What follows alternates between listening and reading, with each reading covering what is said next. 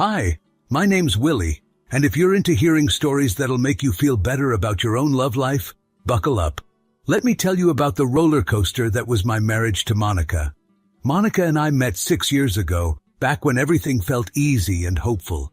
She had this spark, sharp, ambitious, always in control. She'd walk into a room, and suddenly it felt like everyone else was auditioning to be in her spotlight. Me? I was a quiet guy, good with computers, decent with people, and terrible at remembering my mom's birthday. But somehow, Monica liked me. She always said she liked that I was steady, though sometimes it felt like a polite way of calling me boring. When we got married, life was good.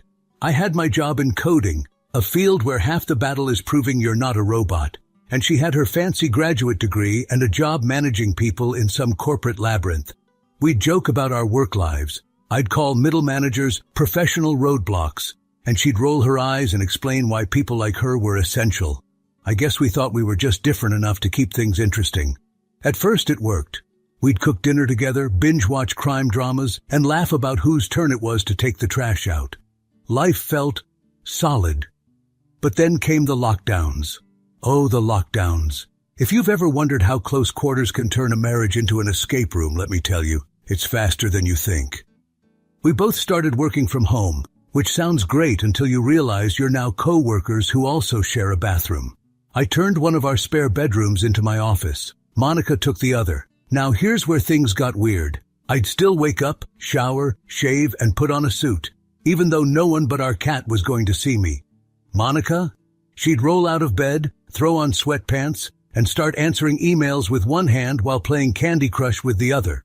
I swear we were living in two completely different time zones, hers being relax o'clock and mine being suit up or shut up. At first we laughed about it. Then the laughter turned into these little jabs. "Oh, you're so professional," she'd say, half smiling.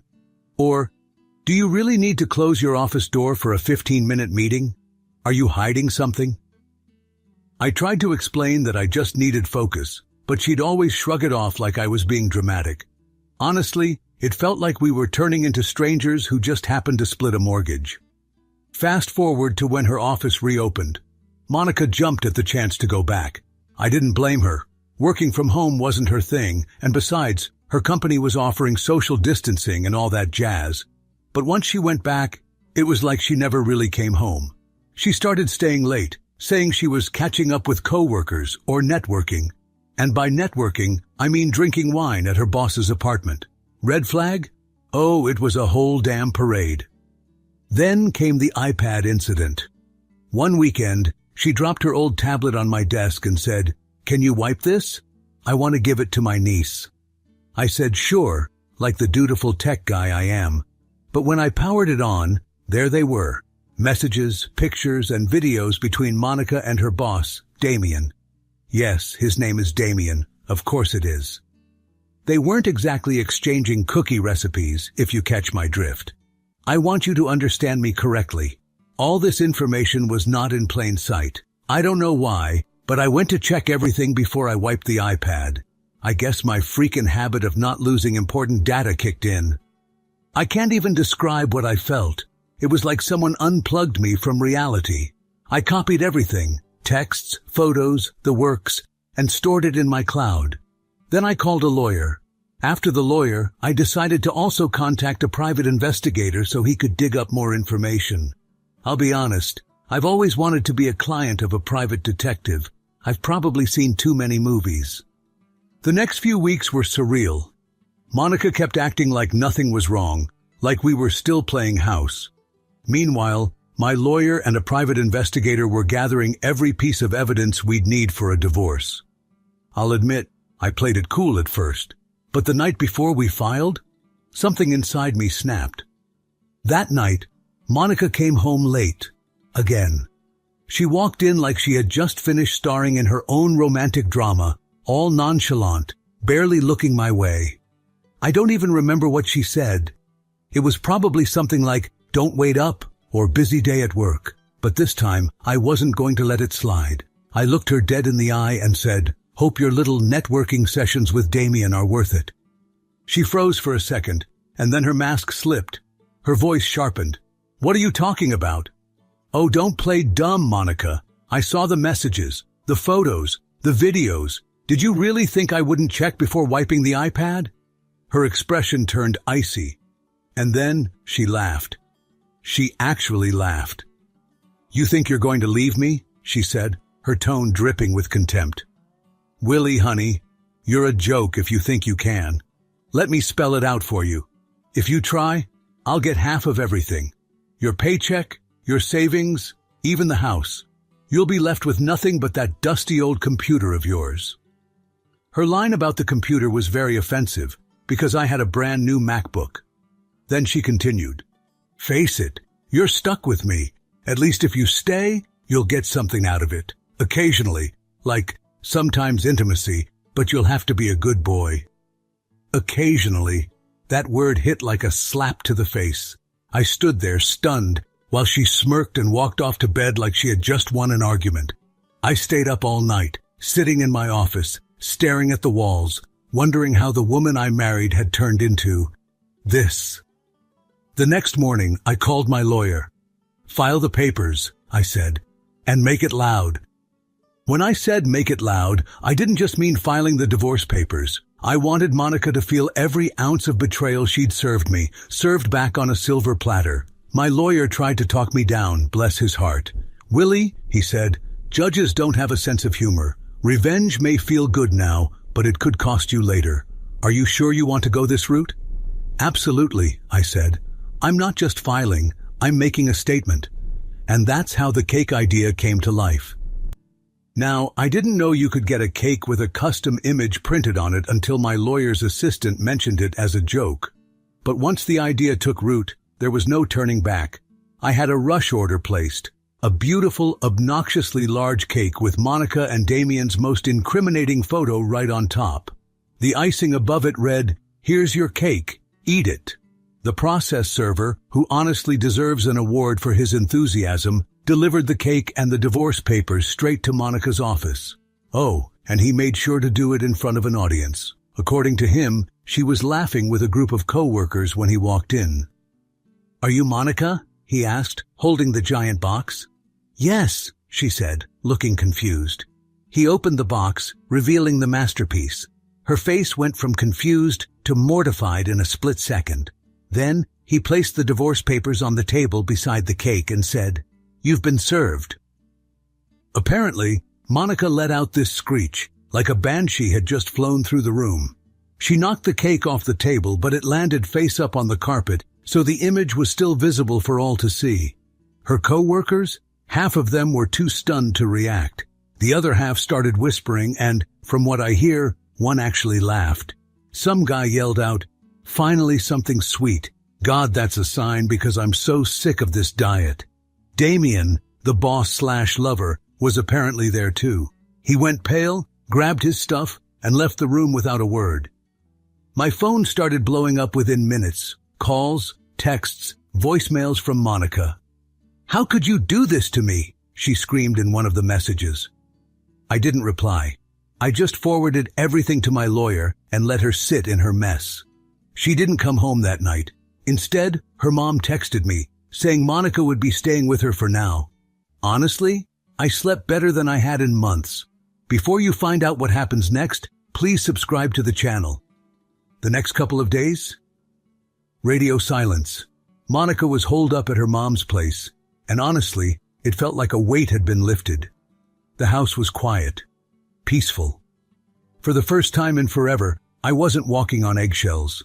But of course, the peace didn't last long. Saturday morning, I got a text from her.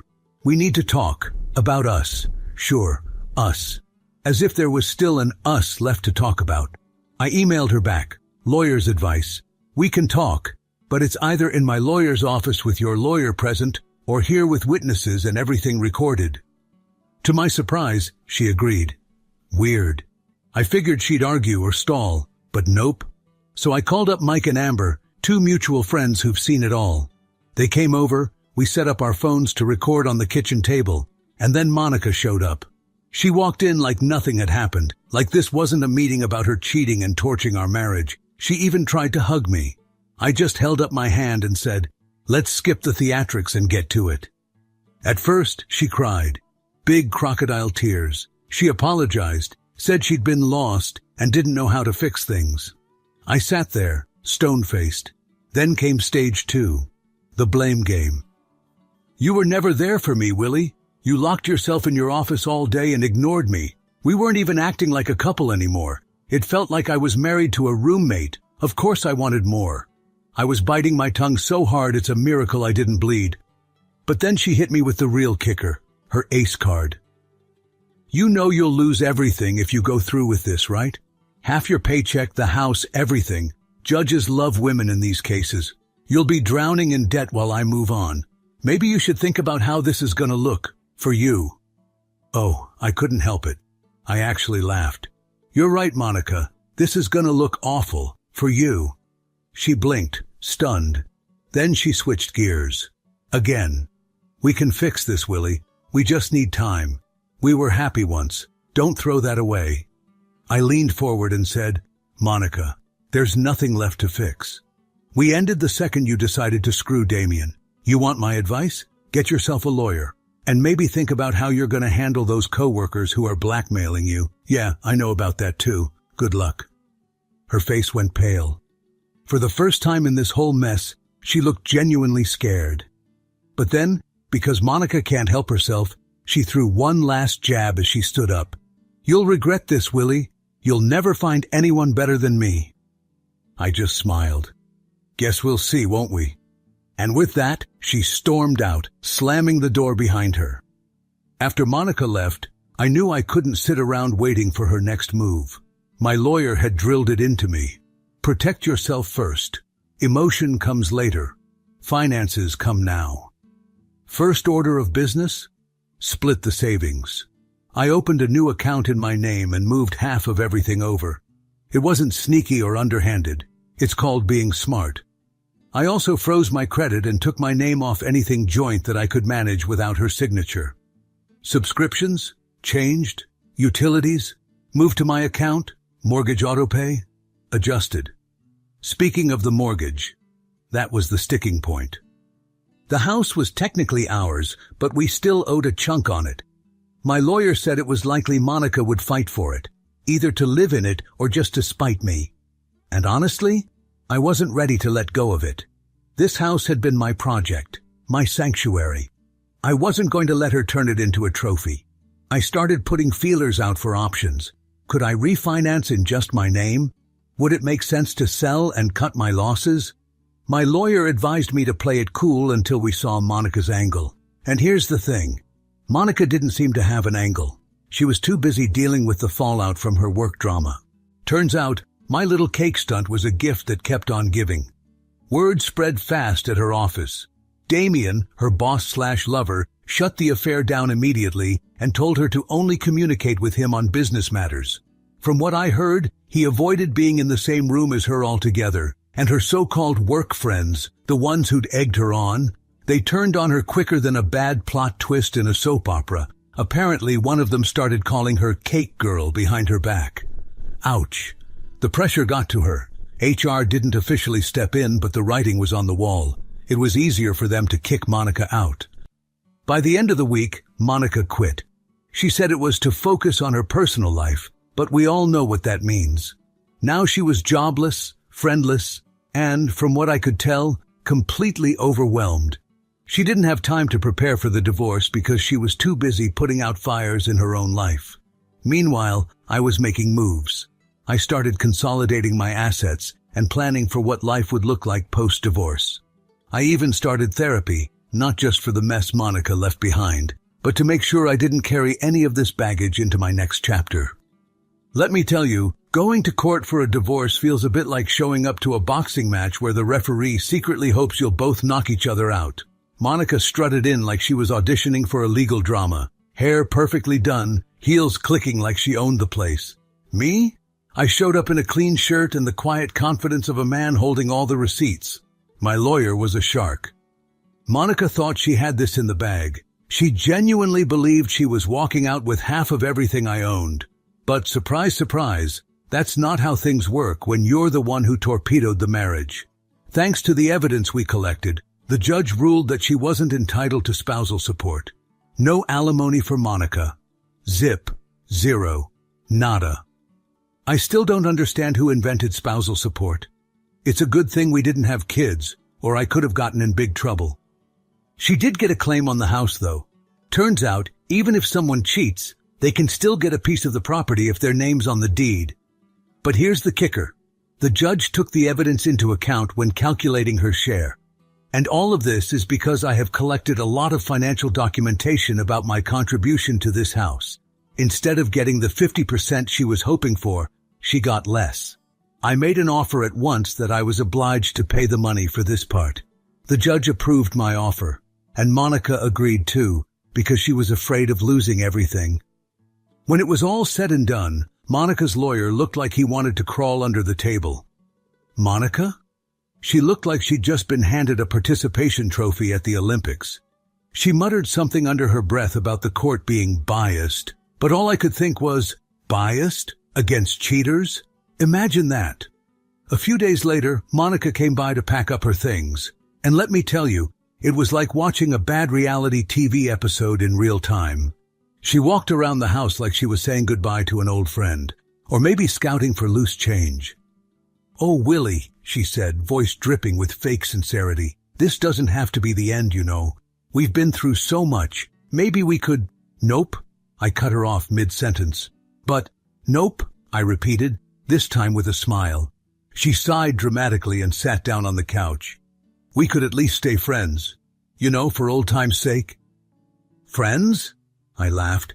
"Friends definitely don't cheat." She tried a different tactic. "We had some good times, didn't we? You were always so stable, so reliable."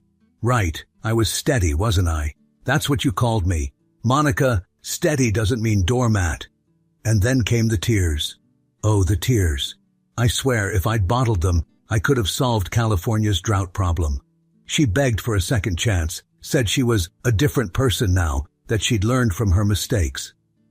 "Monica," I said, leaning against the doorframe, "you're not a different person. You're just out of options, and I'm fresh out of patience." When she finally left, dragging her suitcase behind her, I closed the door and let out the biggest sigh of relief. It felt like I'd just won a championship game. The house was mine, my finances were safe, and Monica, she was someone else's problem now. Maybe she'd find another Damien or two to wreak havoc on, but no. Monica, ever the queen of reinvention, decided to become a relationship blogger. Yeah, you heard that right. My ex-wife, who single-handedly turned our marriage into a soap opera, now had the audacity to dish out advice to the masses. Her blog was called something ridiculous like Lessons from a Love Survivor, and it was full of posts like Why Men Are the Problem and How to Spot a Steady Guy Before He Drags You Down. Of course, I wasn't named directly, but her ex sounded a little too familiar. She painted herself as the poor, misunderstood victim of a cold, unfeeling husband who schemed his way out of a fair divorce. One day I stumbled across one of her vlogs, a 10-minute rant titled, How to Recover After Being Gaslit by a Tech Bro. Guess who the tech bro was? Watching her rant about my alleged scheming was like listening to someone describe a villain in a Lifetime movie. So I did what any sane person would do. I called her. "Monica, can you not?" I said. "Oh, Willie," she replied, her voice dripping with fake innocence. "I'm just sharing my truth. You wouldn't want to silence me, would you?" "You're not sharing truth," I snapped. "You're sharing bad fan fiction." She huffed. "Well, maybe if you hadn't swindled me out of my rightful share of the house, I wouldn't have to make my living this way." I hung up before I could say something that would ruin my karma, but that's when inspiration struck. If Monica wanted drama, I was happy to give her a little, with frosting on top. Every 2 weeks, like clockwork, Monica started receiving cakes. Big, beautiful cakes with custom images printed on them. The first one featured me lounging by the pool, cocktail in hand, with the words, "Life's great. Thanks for asking," piped across the top. The second cake? Me grinning next to the deed to the house. "Home sweet home," was scrawled in elegant script. Each cake came with a delivery driver I tipped extra to film her reaction. And oh boy, the reactions were worth every penny. She thought they were gifts from subscribers or friends. Monica would open the box, her face turning every shade of red imaginable. She'd scream, slam the lid shut, or, in one memorable case, fling the cake into her front yard while yelling, "This is harassment." She took to her socials to complain. "My ex-husband is stalking me with cakes," she posted, alongside photos of the ruined desserts. Her followers were split. Half thought she was a victim. The other half just asked for my bakery's contact info. But the pièce de résistance came when I compiled all her reactions into a highlight reel. It was titled Karen versus the Cakes and set to overly dramatic classical music. For context, Karen is the internet's shorthand for an entitled, overdramatic person who demands to speak to the manager about everything. Monica fit the stereotype so perfectly it was almost art.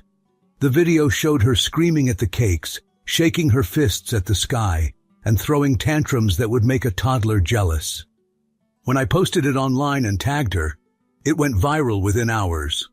Comments flooded in. "The Karen energy is off the charts." Imagine being this mad at cake. "Bro, this is the most passive-aggressive thing I've ever seen. I love it." The next morning, my phone buzzed. It was Monica. "Willie, this has to stop," she said, sounding more defeated than I'd ever heard her. "You're humiliating me." "Oh, you mean like when you humiliated me in your blog?" I replied, savoring the irony. She groaned. "Fine, I'll stop mentioning you. I'll even take down the old posts. Just stop with the cakes." "Deal," I said, barely hiding my grin. And just like that, we reached an uneasy truce. No more cakes. No more blogs about gaslit tech bros. We went our separate ways for good. If you enjoyed the story, please subscribe to the channel. I wish you a great mood and good luck.